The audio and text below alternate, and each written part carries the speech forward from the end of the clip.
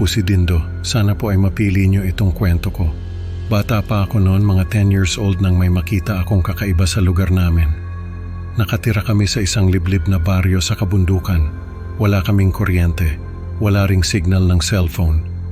Kaya naman, wala kaming ibang libangan kundi ang maglaro sa labas o kaya naman ay makinig sa mga kwento ng matatanda. Minsan, habang naglalaro kami ng mga kalaro ko, may nakita akong matanda na naglalakad sa kalsada. Hindi ko alam kung sino siya dahil nakatalikod siya sa akin. Nagtaka ako kasi hindi ko pa siya nakikita sa baryo namin. Isa pa, ayaw ng mga taga-baryo namin na may mga dayo na pumupunta sa amin. Kaya naman, sinundan ko siya ng tingin. Bigla siyang tumigil sa paglalakad at napatingin sa paligid. Papalubog na ang araw noon kaya medyo madilim na. Kaya naman hindi ko masyadong nakita yung mukha niya, pero ang nakita ko ay yung unti-unti niyang pagkawala. Para siyang usok na tinangay ng hangin. Nagtaka ako at natakot sa nakita ko. Tumakbo ako pa uwi at sinabi sa mga magulang ko yung nakita ko, pero hindi sila naniwala. Sabi nila, masyado raw akong malikhain. Pati yung mga kalaro ko na nakarinig sa sinabi ko, hindi rin naniwala, wala naman daw silang nakita. Sabi ko sa sarili ko, hindi ako magpapapigil. Susubaybayan ko yung mga ganong pangyayari sa baryo namin. Hanggang sa isang gabi, nagising ako at nakita ko yung lolo ko na nagbibihis. Sinundan ko siya at nakita kong lumabas siya ng bahay. Sinundan ko siya hanggang sa makarating kami sa may talahiban. Doon ay may nakita akong grupo ng mga tao na nagsasayaw sa paligid ng isang malaking apoy. May mga maskara sila kaya hindi ko makita yung mga mukha nila. Kakaiba yung mga galaw nila. Parang mga hayop na hindi ko maintindihan. Nagtago ako sa mga talahib at pinanood sila. Hindi ko alam kung ano yung ginagawa nila pero hindi ko na tinapos yung ginagawa nila. Umalis na ako at bumalik sa bahay. Simula noon, napansin ko na parang hindi tumatanda yung mga tao sa baryo namin, pati yung mga magulang ko. Parang ganun pa rin yung itsura nila. Hindi ko naman napapansin noon pero nung makita ko yung lolo ko na sumasali sa kakaibang ritual na yon, saka ako lang napansin. Naghahanap ako ng ebidensya pero wala akong makita. Hanggang sa makita ko yung mga lumang larawan ng pamilya namin. Doon ko napansin na parang bumabata yung itsura ng mga magulang ko. Imposible yon. Dapat tumatanda sila pero hindi. Bumabata sila. Sinabi ko sa kanila yung napansin ko pero sabi nila nag-iimbento lang daw ako. Nagalit sila sa akin. Simula noon hindi na nila ako kinikibo. Tinawag nila akong baliw. Nakakalungkot kasi ako lang yung hindi nakakaalam sa mga nangyayari sa baryo namin. Pero hinayaan ko na lang. Alam kong darating din yung araw na malalaman ko rin yung katotohanan. Kaya naghintay ako ng tamang pagkakataon. Dumating yung pagkakataon na yon sa ilalim ng bilog na buwan. Sinilip ko yung mga tao sa baryo namin. Nakita ko sila na nag-aalis ng balat. Para silang mga ahas na nag-aalis ng balat. Yung ilalim ng balat nila ay kulay uling na may mga balahibo. Yung mukha nila ay parang mukha ng aso na walang tenga. May mahahabang tenga sila sa ulo na parang tenga ng kuneho. Doon ko lang naisip na parang kahawig nila yung sigbin na naririnig ko sa mga kwento. Yung lolo ko nakita ko rin na nag-aalis ng balat. Halos himatayin ako sa takot. Hindi ko na tinapos yung ginagawa nila. Tumakbo na ako pa uwi. Simula noon nagkunwari na lang ako na wala akong alam. Nagpatuloy ako sa buhay ko at dinala sa sarili ko ang lihim ng mga halimaw sa baryo namin.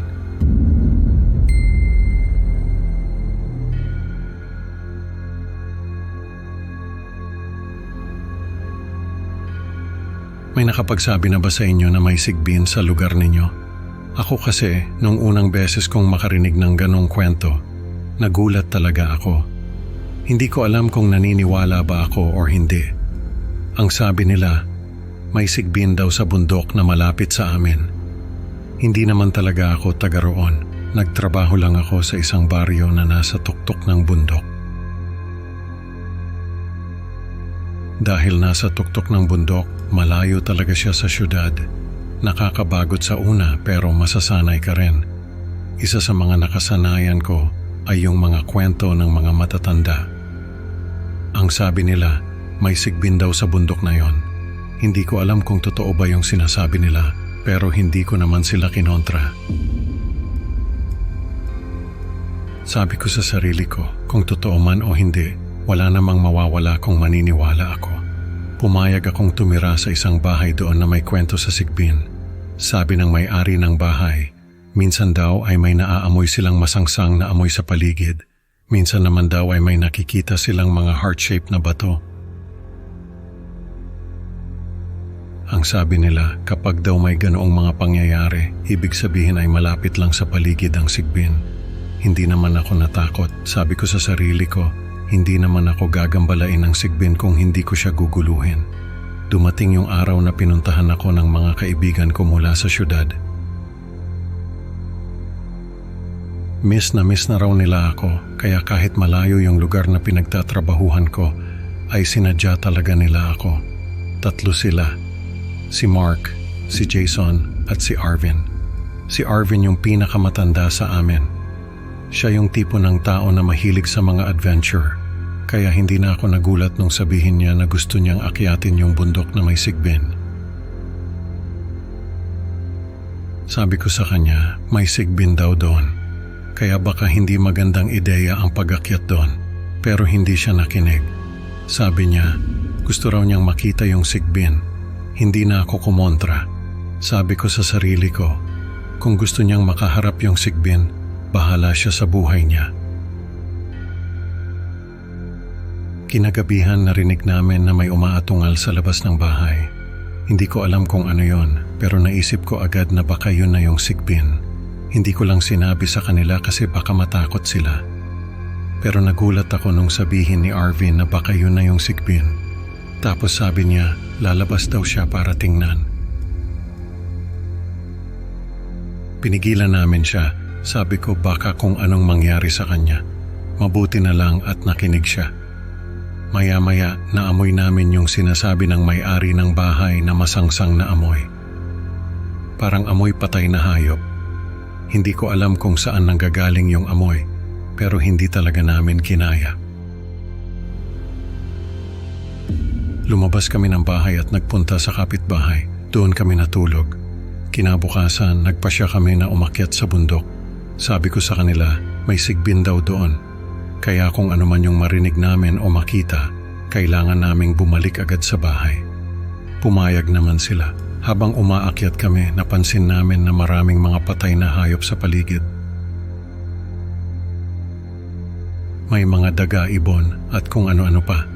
Nagtaka kami kung bakit ganoon. Tapos sabi ni Arvin, baka daw warning na yon para sa amin. Sabi ko, bumalik na kami sa bahay, pero ayaw pa rin nilang makinig. Habang umaakyat kami, nakakarinig kami ng mga ungol at tatungal. Hindi namin alam kung saan nanggagaling yung mga tunog na yon, pero natatakot na kami. Maya-maya sabi ni Arvin, may nakikita raw siyang mga imahe na nakatingin sa amin. Hindi namin alam kung ano yung sinasabi niya, pero sabi niya, maliliit na tao raw na may mga pakpak. Nakatingin daw sa amin at parang galit na galit. Natatakot na talaga ako noon. Kaya sabi ko, bumalik na kami sa bahay, pero si Arvin ayaw pa rin kumilos. Maya-maya, napansin namin na may mga heart-shaped na bato sa paligid. Sabi ko sa kanila, yun daw ang palatandaan na malapit na sa amin yung sigbin. Kaya kailangan naming tumakbo pabalik sa bahay. Nung mga oras na yon, nararamdaman ko na may sumusunod sa amin. Kaya tumakbo na ako. Tumakbo rin sila. Habang tumatakbo kami, naririnig namin na may tumatakbo rin sa likod namin. Ang bigat ng mga yapak na naririnig namin. Parang napakalaki ng nilalang na sumusunod sa amin. Tapos naririnig din namin na parang may pumapalakpak. Hindi ko may paliwanag pero parang may pumapalakpak na mga tainga. Tumakbo kami ng tumakbo hanggang sa makarating kami sa bahay. Pagkapasok namin, nagulat kami kasi may yelo sa paligid. Yung sahig, yung mesa, yung mga upuan, lahat may yelo. Hindi namin alam kung bakit pero hindi na namin pinansin. Ang importante ay nakaligtas kami sa kung ano man yung sumusunod sa amin.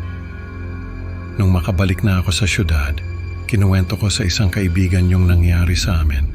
Sabi niya, ang sigbin daw ay isang dating tao na ginawang sigbin para protektahan ang kanilang baryo.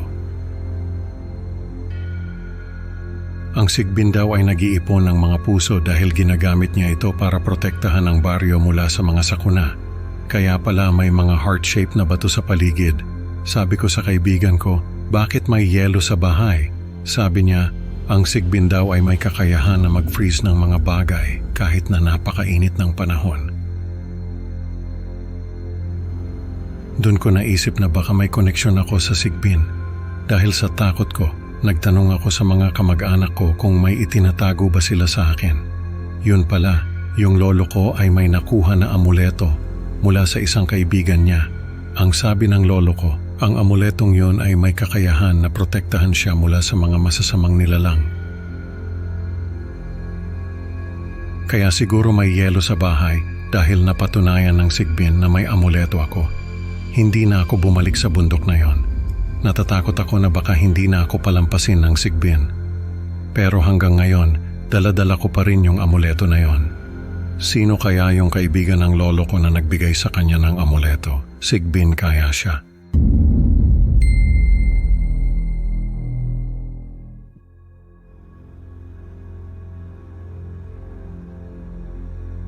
May nakasabay kaming isang manlalakbay sa isang bar sa bayan namin. Sabi niya, galing daw siya sa malayong probinsya at ilang araw na siyang naglalakad. Wala raw kasi siyang pera para makasakay ng bus. Pahingi sana siya ng maiinom na tubig sa bar pero dahil sa nakakaawang kalagayan niya, pinakain na rin namin siya. Habang kumakain nagkwento siya ng isang nakakatakot na karanasan. Nung mga panahong iyon hindi pa ako nakakarinig ng mga kababalaghan. Kaya naman, talagang nakatayo ang balahibo ko habang nakikinig sa kanya. Ganito ang kwento ni Kuya. Noong kabataan pa raw niya may nakasama siyang isang matandang lalaki na siyang nagturo sa kanya ng mga kalakaran sa paglalakbay. Halimbawa raw yung pag-iwas sa mga lugar na may masamang reputasyon. Isa sa mga lugar na iyon ay yung gubat na dinaanan niya papunta sa bayan namin.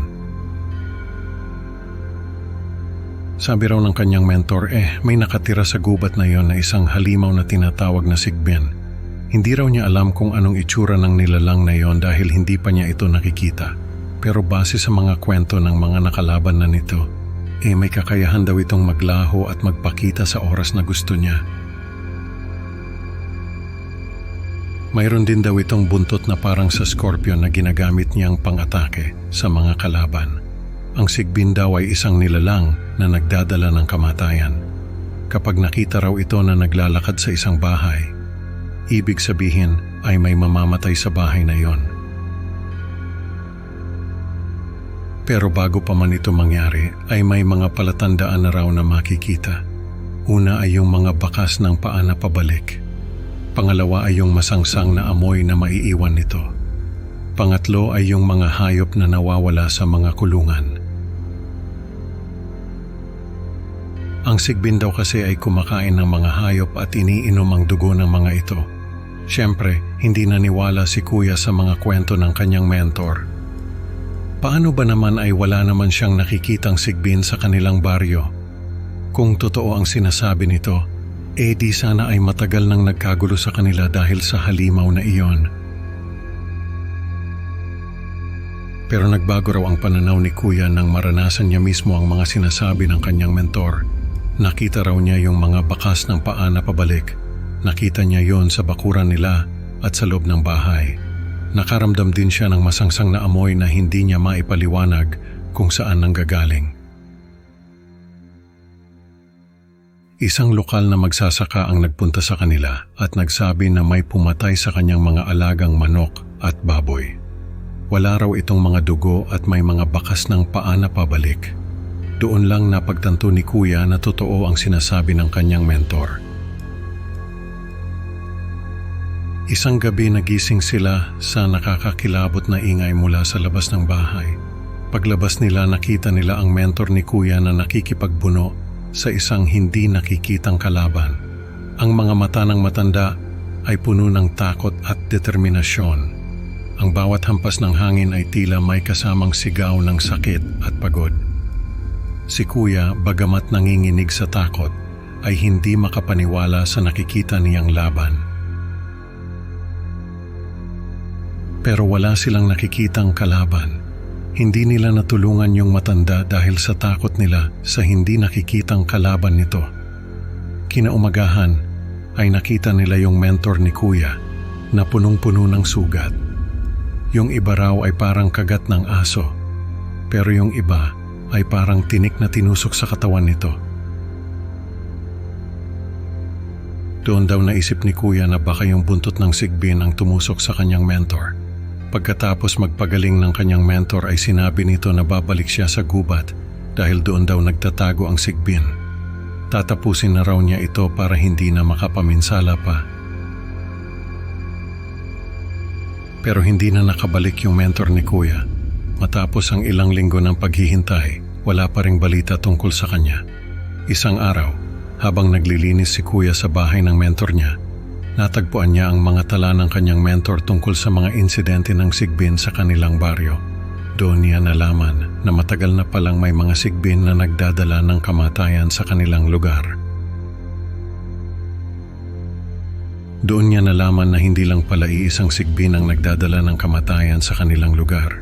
Sa bawat pahina ng tala, may mga kwento ng iba't ibang sigbin na nagtatago sa mga pamilya, nagkukubli sa dilim, at naghihintay ng tamang pagkakataon upang umatake. Ang dami ng mga insidente ay nagpatunay na hindi lang ito katang-isip, kundi isang nakakatakot na katotohanan na kailangan nilang harapin. Pagkatapos magkwento ni Kuya nagpaalam na siya. Kailangan na raw niyang makarating sa bayan na pupuntahan niya dahil may aasikasuhin siyang importante. Naiwan kaming nag-iisip habang ang malamig na hangin ay tila may dalang bulong mula sa gubat. Kung may sigbin din kaya na nagtatago sa bayan namin, hindi na kami sigurado. Pero isang bagay ang malinaw, ang takot na dulot ng sigbin ay hindi basta-basta nawawala. Sa bawat anino at sa bawat sulok ng aming baryo, ang posibilidad ng kanilang presensya ay palaging naroon, naghihintay ng susunod nilang biktima.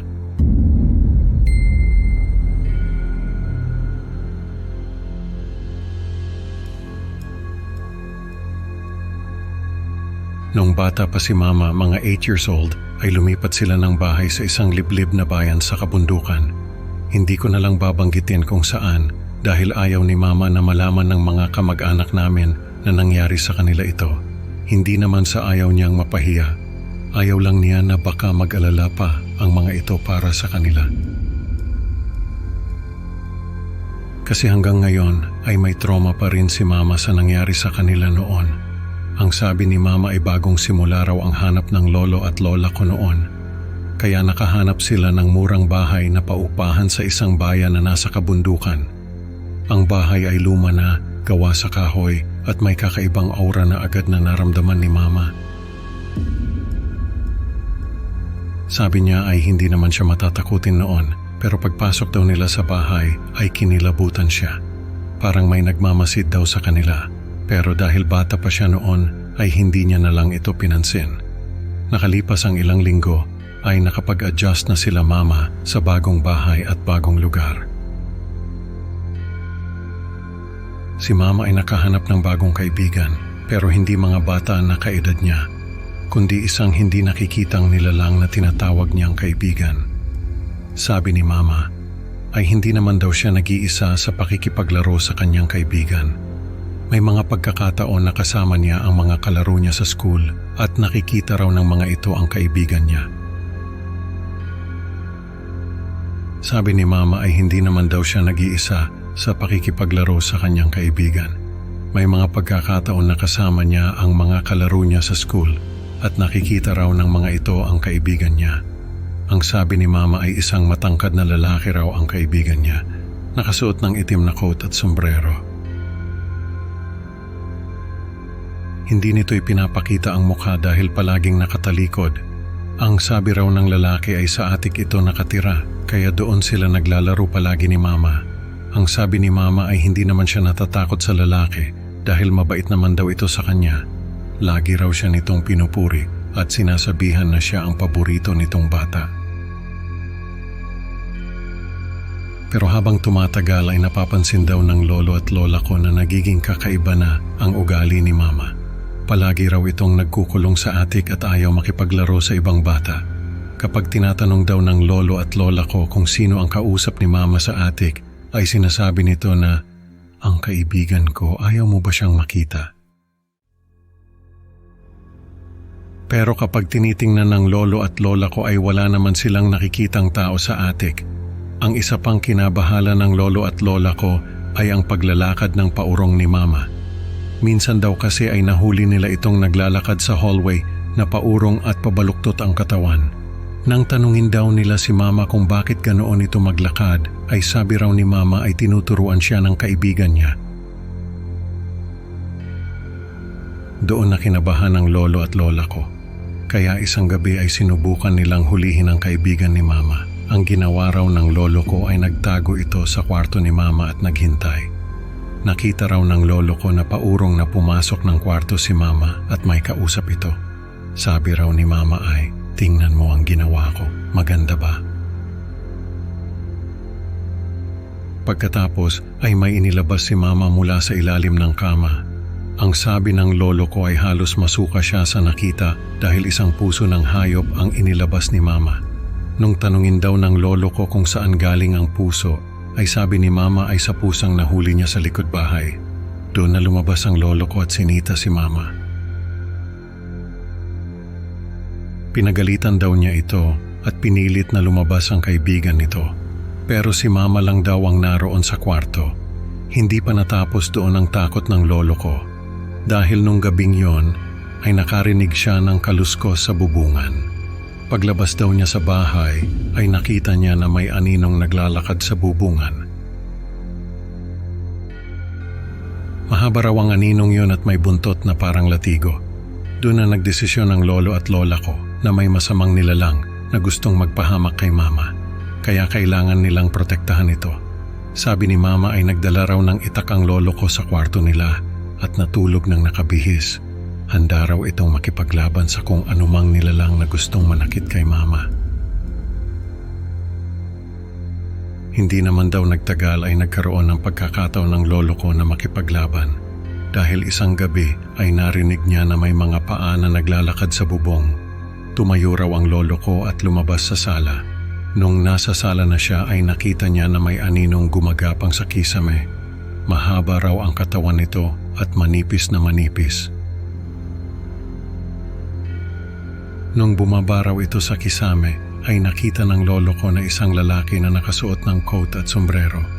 Pero ang katawan nito ay parang katawan ng ahas. Sa halip na paa ay may buntot ito na mahaba. Pumasok daw sa kwarto ni Mama ang nilalang. Kaya sumunod doon ang lolo ko. Nakita raw niya na nakahiga si Mama sa kama at nakabuka ang bibig. Habang yung nilalang ay nakayuko sa kanya at may mahaba at manipis na dila na lumalabas sa bibig nito. Sinugod daw ng lolo ko ang nilalang at tinaga sa katawan. Tumama raw yung itak sa katawan ng nilalang at tumalsik yung dugo nito sa katawan ni Mama. Sumigaw daw yung nilalang at tumakbo palabas ng bintana. Hinabol daw yun ng lolo ko pero paglabas niya sa bakuran ay wala na yung nilalang. Ang nakita na lang daw ng lolo ko ay yung buntot nito na naglalaho sa bubungan. Bumalik sa kwarto si Mama at nakita niya na umiiyak ito sa kama dahil natakot sa nangyari. Pinaalis daw siya ni Mama at sinabing, "Umalis ka, umalis ka." Pero nung lumapit siya kay Mama ay niyakap siya nito at sinabing, "Hindi ikaw ang tinutukoy ko."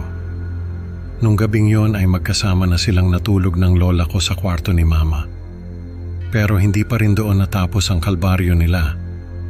Dahil nung sumunod na gabi ay narinig nila na may naglalakad na naman sa bubungan. Nung lumabas ang lolo ko sa bakuran ay nakita niya na may dalawang nilalang na naglalakad sa bubungan. Yung isa ay yung nilalang na tinaga niya at yung isa naman ay isang matandang babae na nakasuot ng puting damit. Nung makita raw siya ng matanda ay sinita nito yung nilalang at sinabing, "Ano bang ginagawa mo sa mga batang ito? Hindi ba't sinabi kong tigilan mo na sila?" Sumagot daw yung nilalang at sinabing, "Pero gusto ko yung batang babae, siya ang paborito ko." Sumigaw daw yung matanda at sinabing, "Sabi ng tigilan mo na sila."